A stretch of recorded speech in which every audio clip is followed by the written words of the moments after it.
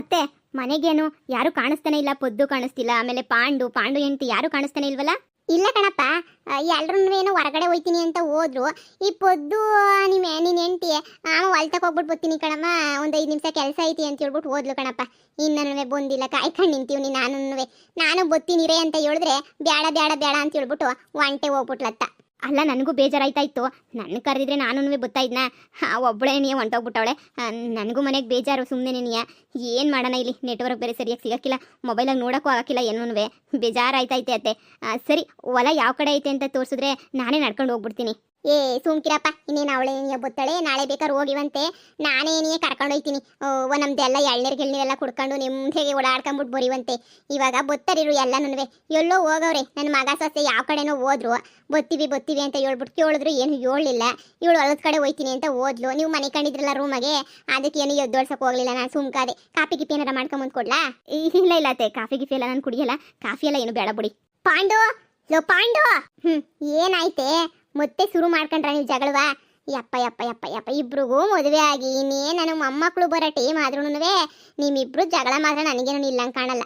ಮತ್ತೆ ಇನ್ನೇನೇ ಮಾಡ್ದೆ ನಿಂಗವನು? ಅಯ್ಯೋ ಪದು ಬಿಡವ, ಹೋದ್ರೋಗ್ಲಿ ಅತ್ತಾಗೆ ಹೆಂಗೋನುವೆ ಬೋದಿಕೊಂಡು ಹೋಗ್ಲಿ. ಮದುವೆ ಆದ್ಮೇಲೆ ಗಂಡಸ್ರ ಕತೆ ನಿಂಗೆ ಗೊತ್ತಿಲ್ವಾ? 8 ತಿಂಗಳು ಹೇಳ್ದಂಗೆ ಎಣ್ಣೆ ಕೇಳೋದು ಎಲ್ಲನೂ.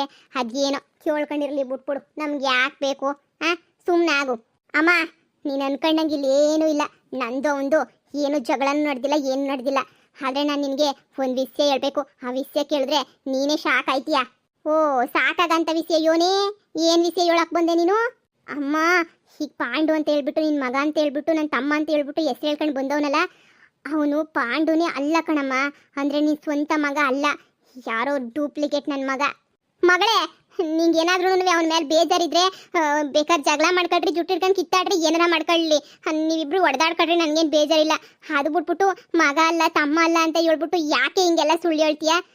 ಯಾಕೆ ಹಿಂಗೆಲ್ಲನೂ ಸುಳ್ಳು ಹೇಳ್ತೀಯಾ? ಸುಮ್ಕಿರೆ, ನನ್ನ ಹೊಟ್ಟೆ ಯಾಕೆ ಉರಿಸ್ತೀಯ? ಸುಮ್ಮನೆ ಏನೇನೋ ಹೇಳ್ಬಿಟ್ಟು ಎಷ್ಟು ವರ್ಷಗಳಾದ್ಮೇಲೆ ನನ್ನ ಮಗ ಅಂತ ಹೇಳ್ಬಿಟ್ಟು ಮನೆಗೆ ಬಂದವನಿ. ನನ್ನ ಮಗ ಅಂತ ಅಷ್ಟು ಪಿರುತಿಯಿಂದ ನಾನು ನೋಡ್ಕೊಂತ ಇವನಿ.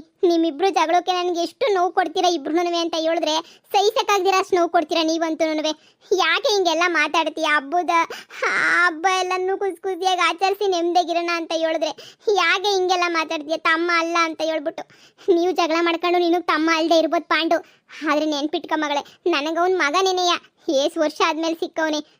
ನೀನು ಹಿಂಗೆ ಹೇಳಿದ್ರೆ ನನಗಂತೂ ಇಷ್ಟ ಆಯ್ತಿಲ್ಲ ಕಣಮ್ಮ, ನೀನು ಹೇಳೋದು ಎಲ್ಲನೂ. ಅಮ್ಮ, ನಿಂಗೆ ವಿಷಯ ಕೇಳಿದ್ರೆ ದುಃಖ ಆಯ್ತದೆ ಅಂತ ನನಗೆ ಚೆನ್ನಾಗಿ ಗೊತ್ತು. ಆದರೆ ಸತ್ಯನ ಸತ್ಯ ಅಂತ ಹೇಳ್ಬಿಟ್ಟು ಅರ್ಥ ಮಾಡ್ಕೊಳ್ಳೋದು ಕಲಿ. ನಾನು ಹೇಳ್ತಿರೋದೇ ಸತ್ಯ, ನಾನು ಹೇಳ್ತಿರೋದೇ ನಿಜ. ಎಲ್ಲ ವಿಷಯನೂ ತಿಳ್ಕೊಂಡು ಬಂದೇನಿಯೇ ಮಾತಾಡ್ತಾ ಇದ್ದೀನಿ ನಾನು. ನೀನು ಯಾಕೆ ಅದನ್ನು ಒಪ್ಕೊಂತ ಇಲ್ಲ? ನಾನು ಹೇಳ್ತಾ ಇರೋದನ್ನ ನಾನು ಹೇಳ್ತಾ ಇದ್ದೀನಲ್ಲ, ಕೇಳಿಸ್ಕ. ಅವ್ನು ನಿನ್ನ ಮಗ ಅಲ್ಲ, ಅವಳು ನಿನ್ನ ಸೊಸೆ ಅಲ್ಲ, ಪಾಂಡುನೇ ಅಲ್ಲ. ನಿನ್ಗೆ ಹೆಂಗೆ ನಂಬಿಸ್ಬೇಕು ಅಂತಾನೆ ಗೊತ್ತಾಯ್ತಿಲ್ಲ. ದರ್ಶು ಇದನ್ನೆಲ್ಲನೂ ನಾಟಕ ಆಡಿಸ್ತಾವನೆ ಕಣಮ್ಮ. ದರ್ಶುನೇ ಪಾಂಡು ಅಂತ ಹೇಳ್ಬಿಟ್ಟು ಹೆಸರಿಗಿಸ್ಬಿಟ್ಟು ಕರ್ಕೊಂಡು ಬಂದ್ಬಿಟ್ಟು ನಮ್ಮ ಮನೆಗೆ ಹೆಂಗಿರ್ಬೇಕು, ಏನು ಮಾಡಬೇಕು ಅಂತ ಎಲ್ಲ ಹೇಳ್ಕೊಟ್ಟು ಆಟ ಆಡಿಸ್ತಾವನೆ ಕಣಮ್ಮ ಅವನು. ಸ್ವಂತ ದರ್ಶನ್ ಹೆಂಡತಿ, ನನ್ನ ಕ್ಲೋಸ್ ಫ್ರೆಂಡು, ಅವಳೇ ನೆನೆಯ. ಅವರೆಲ್ಲ ಮನೆಗೆ ಮಾತಾಡ್ಕೊಳ್ಳೋದನ್ನೆಲ್ಲ ಕೇಳಿಸ್ಕೊಂಡು ಬಂದು ಇವಾಗ ತಾನೇ ಎಲ್ಲ ವಿಷಯನೂ ಹೇಳ್ಬಿಟ್ಟು ಹೋದ್ಲು ಕಣಮ್ಮ. ಅವನು ಮಗ ಅಲ್ಲ ಕಣಮ್ಮ ಅವನು. ಸುಮ್ಮನೆ ಯಾಕಮ್ಮ ಕಂಡೋರ್ನೆಲ್ಲ ಯಾಮರ್ಸಿ ನೀನು ಯಾಕೆ ಯಾಮರ್ತೀಯ ಕಣಮ್ಮ? ನನ್ನ ಮಾತು ಕೇಳು, ಯಾಮರಕ್ಕೆ ಹೋಗ್ಬೇಡ. ಅವನು ನಿನ್ನ ಮಗ ಅಲ್ಲ. ಮಗಳೇ, ದೇವ್ರಣೆ ಕೋಪ ಬರಿಸ್ತೀಯ, ನಿನಗೆಲ್ಲ ಮಾತಾಡಬೇಡ. ನನ್ನ ಮಗ ಅಲ್ಲ ಅಂತ ಹೇಳ್ಬಿಟ್ಟು ಅವನೇ ನನ್ನ ಮಗ. ಪದು, ಕೋಪಕ್ಕೆಲ್ಲ ಹಿಂಗೆ ಮಾತಾಡ್ತಾ ಇಲ್ಲ ತಾನೇ? ಇದೇನ್ರಿ ನೀವು ನಂಬಲಿಲ್ಲ ಅಂತಂದ್ರೆ ಹೆಂಗೆ? ದರ್ಶನ್ ಹೆಂಡ್ತಿನಿ, ಅವಳ ಕ್ಲೋಸ್ ಫ್ರೆಂಡು, ಅವಳೇನೇ ಬಂದು ಎಲ್ಲ ವಿಷಯನೂ ಹೇಳಿದ್ಲು ನನ್ನ ಹತ್ರ. ಏನೇನೈತೆ, ಏನೇನು ನಡೀತು, ಏನೇನಾಯ್ತು ಅಂತ ಹೇಳ್ಬಿಟ್ಟು ನಿಮ್ಗೆ ಯಾಕೆ ಅರ್ಥ ಆಯ್ತಿಲ್ಲ ಅಂತ ಮಾತ್ರ ನನಗೆ ಗೊತ್ತಾಯ್ತಿಲ್ಲ. ಅವ್ನು ನಿಜವಾಗ್ಲೂ ನಿಮ್ಮ ಮನೆ ಮಗ ಅಲ್ಲ ಅಂದರೆ ಅಲ್ಲ. ದರ್ಶನ್ ಆಸ್ತಿ ಹೊಡಿಯೋಕೆ ಅಂತ ಹೇಳ್ಬಿಟ್ಟು ಇಷ್ಟೆಲ್ಲ ಮಾಡ್ತಾ ಇರೋದು. ಈಗ ಆಸ್ತಿನ ನಾವೇನಾದರೂ ಅರ್ಧ ಆಸ್ತಿನ ಅವನು ಕೊಟ್ವಿ ಅಂತಂದರೆ 2 ದಿನಕ್ಕೆ ಆಸ್ತಿ ಪಾಸ್ತಿ ಎಲ್ಲ ಮಾರ್ಕೊಂಡು ನೀಟಾಗಿ ಬೇರೆ ಕಡೆ ಜಂಪ್ ಆಯ್ತಾರೆ. ನನ್ನ ಮಾತು ಕೇಳಮ್ಮ, ನಿನ್ನ ಮಗಳು ನಾನು ಯಾವತ್ತೂ ಸುಳ್ಳು ಹೇಳಲ್ಲ ಅಂತ ಹೇಳ್ಬಿಟ್ಟು ನಿನಗೂ ಚೆನ್ನಾಗಿ ಗೊತ್ತು. ನಾನು ಯಾವತ್ತಾದರೂ ಇಲ್ಲಿ ತನಕ ಸುಳ್ಳು ಹೇಳ್ಬಿಟ್ಟು ನೀ ಹತ್ರ ತಗ್ಲಾಕೊಂಡಿದ್ದೀನ? ಇಲ್ಲ ತಾನೆ. ಮತ್ತು ಈ ವಿಚಾರದಾಗ ನಾನು ಸುಳ್ಳು ಹೇಳ್ತೀನಿ ಅಂತ ಹೇಳ್ಬಿಟ್ಟು ನೀನು ಹೆಂಗಮ್ಮ ಅನ್ಕೊಂತೀಯ? ನಾನು ಹೇಳೋದೆಲ್ಲ ನಿಜ ನಿಜ ನಿಜ, ಸತ್ಯ ಸತ್ಯ ಸತ್ಯ. ದರ್ಶನು ದುಡ್ಡು ಹೊಡಿಯೋಕ್ಕೆ ಅಂತ ಹೇಳ್ಬಿಟ್ಟು ಇಷ್ಟೆಲ್ಲ ದರ್ಶನೂ ಈಗ ನಮ್ಮ ಮನೆಗೆ ಪಾಂಡು ಅಂತ ಹೇಳ್ಕೊಂಡು ಬಂದವನಲ್ಲ, ಅವರಿಬ್ಬರು ಸೇರಿಬಿಟ್ಟು ಆಡ್ತಿರೋ ಗೇಮ್ ಇದು. ಈಗ ಆಸ್ತಿ ಹೊಡ್ಕೊಂಡು ದುಡ್ಡನ್ನ ಹಂಚ್ಕೋಬೇಕು ಅಂತ ಪ್ಲಾನ್ ಮಾಡೋರೆ ಕಣಮ್ಮ.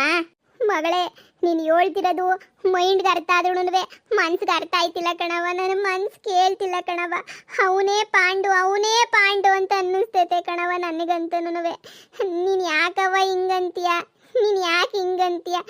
ಬೇಡ, ಬೇಡ. ಅವನೇ ನಮ್ಮ ಪಾಂಡು ಅನ್ಕೊಂಡು ಅವನ ಜೊತೆನೇ ಖುಷಿಯಾಗಿದ್ಬಿಡ್ತೀನಿ ನಾನು. ದಯವಿಟ್ಟು ಬೇರೆ ಇನ್ನೇನು ಹೇಳಕ್ ಬರ್ಬೇಡ ಕಣಮ್ಮ. ಪ್ಲೀಸ್ ಕಣಮ್ಮ, ಏನೂ ಹೇಳ್ಬೇಡ ಕಣಮ್ಮ ನೀನು ನನಗೆ. ಅಮ್ಮ, ನಿಂಗೆ ಯಾಕೆ ಅರ್ಥ ಆಗ್ತಾ ಇಲ್ಲ? ಮಗ ಅಂತ ಹೇಳ್ಕೊಳಕ್ಕೆ ಅವ್ನು ನಿನ್ನ ಜೊತೆ ಇರಲ್ಲ.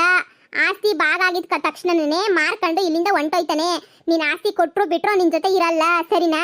ನಿನಗೆ ಯಾಕೆ ಈ ವಿಷಯ ಅರ್ಥ ಆಯ್ತಿಲ್ಲ? ಇರಲ್ಲ ಅಂದ್ರೆ ಅವ್ನು ಇರಲ್ಲ. ನೀನು ಆಸ್ತಿ ಕೊಟ್ಟು 3 ದಿನಕ್ಕೆ ಮನೆ ಖಾಲಿ ಮಾಡ್ಕೊಂಡು ಹೋಯ್ತಾನೆ. ನನ್ನ ಮಾತು ಕೇಳು. ಅತ್ತೆ, ಪೊದ್ದು ಎಂದು ಸುಳ್ಳು ಹೇಳಲ್ಲ. ಅವಳು ಅಷ್ಟೆಲ್ಲ ಹೇಳ್ತಾವಳೆ ಅಂತಂದರೆ ಅದ್ರಾಗ ಏನೋ ವಿಷಯ ಇದ್ದೇ ಇರ್ತದೆ. ಈಗ ಯಾಕೆ ಒಂದು ಕಿತ DNA ಪರೀಕ್ಷೆ ಮಾಡಿಸ್ಬಿಟ್ಟು ನೋಡ್ಬೋದಲ್ಲ.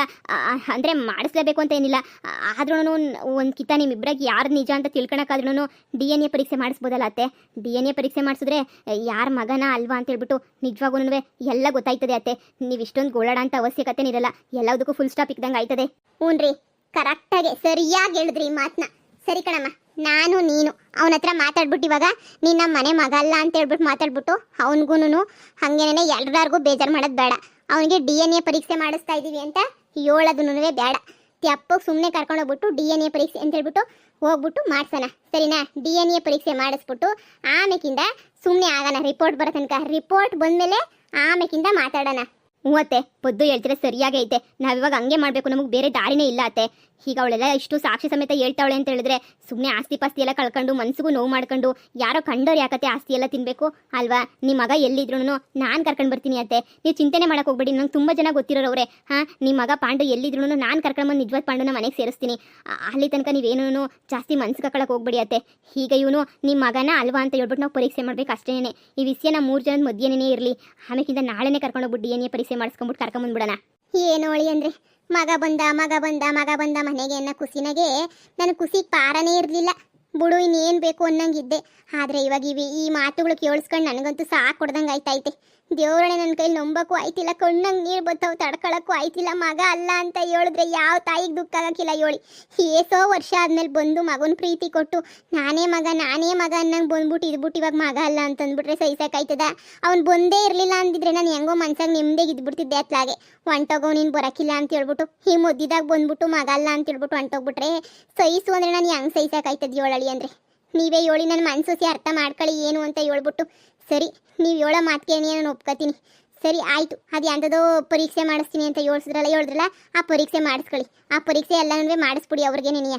ಆದರೆ ಏನಾದ್ರೂ ಸರಿ ತಪ್ಪು ಅಂತ ಗೊತ್ತಾಯ್ತದಲ್ಲ, ಆಮೇಕಿಂದ ಏನು ಮಾಡಬೇಕು ಅಂತ ಯೋಚನೆ ಮಾಡೋಣ. ನೀನು ಆಮೇಕಿಂದ ಪುಸುಕ್ ಅಂತ ಹೇಳ್ಬಿಟ್ಟು ಅವನ ಹತ್ರ ಹೋಗ್ಬಿಟ್ಟು ಎಲ್ಲ ವಿಷಯ ಒದರಕ್ಕೆ ಹೋಗ್ಬೇಡ. ನಿಮ್ಮ ಅಕ್ಕ ಹಂಗಂದ್ಲು ಹಿಂಗಂದ್ಲು ಅಂತ ಹೇಳ್ಬಿಟ್ಟು ನೀನು ಹೊಸಿ ಸುಮ್ಕಿರು. ಅವ್ರು ಆಮೇಲೆ ಮನೆ ಬಿಟ್ಬಿಟ್ಟು ಎಸ್ಕೇಪ್ ಆಗೋಗ್ಬಿಡ್ತಾರೆ ಅಷ್ಟೇ. ಏನಿಯ ಎಲ್ಲ ವಿಷಯ ತಿಳ್ಕೋಬೇಕು ತಾನೇ. ತಿಳ್ಕೋಬೇಕು ಅಂತಂದರೆ ನಾವು ಸೈಲೆಂಟಾಗಿ ಇರಲೇಬೇಕಾಯ್ತದೆ ಕಣಮ್ಮ. ನೀನೇನು ನಾಳೆ ಗಂಟ ಮಾತಾಡಕ್ಕೆ ಹೋಗ್ಬೇಡ. ಅವನೇನಾದರೂ ಏನು ಕೊಯ್ತಾ ಇದೆಯಾ ಅಂತ ಕೇಳಿದ್ರೆ ರಕ್ತ ಕೊಡಬೇಕಿತ್ತು, ನಿಮ್ಮ ಅಪ್ಪಂಗೆ ಹುಷಾರಿಲ್ಲ ಅದಕ್ಕೆ ಕರ್ಕೊಂಡು ಹೋಗ್ತಾ ಇದ್ದೀನಿ ಅಂತ ಏನಾರ ಒಂದು ಸುಳ್ಳು ಹೇಳೋಣ. ಸರಿ, ನೀವು ಹೆಂಗೆ ಹೇಳಿದ್ರೆ ಹಂಗೆ ನೆನೆಯ.